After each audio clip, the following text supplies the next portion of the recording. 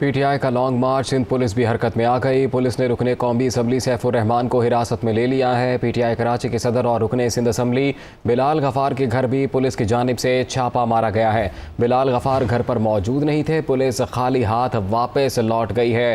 पाकिस्तान तहरीक इंसाफ की जानिब से 25 तारीख के लॉन्ग मार्च की कॉल दी गई है और इसी हवाले से तकरीबन मुल्क भर में ही पुलिस की जानिब से अब तहरीक इंसाफ के रहनुमाओं को गिरफ्तार करने के लिए छापे मारे जा रहे हैं।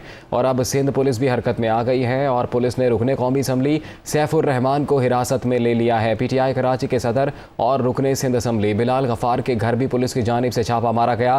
बिलाल गफार घर पर मौजूद नहीं थे। पुलिस खाली हाथ वापस लौट गई। इससे पहले लाहौर और पिंडी में हमने देखा कि रात भर पुलिस की जानिब से पाकिस्तान तहरीक इंसाफ के रहनुमाओं के घरों पर छापे मारे गए, लेकिन कोई गिरफ्तारी अमल में नहीं लाई जा सकी।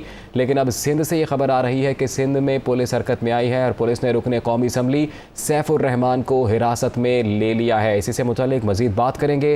ब्यूरो चीफ कराची असलम खान हमारे साथ मौजूद हैं। असलम, बताइएगा पुलिस की इन कार्रवाइयों से मुतालिक। देखिए, पुलिस की मुख्तलिफ मुकामात पर छापामार कार्रवाइयां हुई हैं। अब मेट्रोविल 3rd का इलाका है, यहाँ से पीटीआई के एमएनए सैफुर रहमान साहब को पुलिस ने हिरासत में लिया है।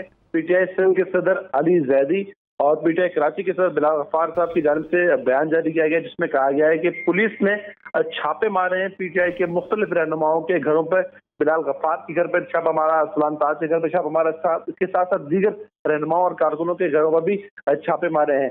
ये कहा गया है, ये मुतालबा किया गया है कि जो छापे मारने का सिलसिला है पुलिस की जानिब से इसे फौरी तौर पर बंद किया जाए। हुकूमत की ऐसी कार्रवाइयों से पीटीआई का जो मार्च है उसे नाकाम नहीं बनाया जा सकता। इमरान खान की क़यादत में जो कारकुनान है वो निकलेंगे।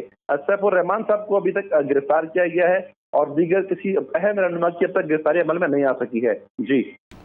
जी, बहुत शुक्रिया आपका असलम, तफसीलात से आगाह कर रहे थे।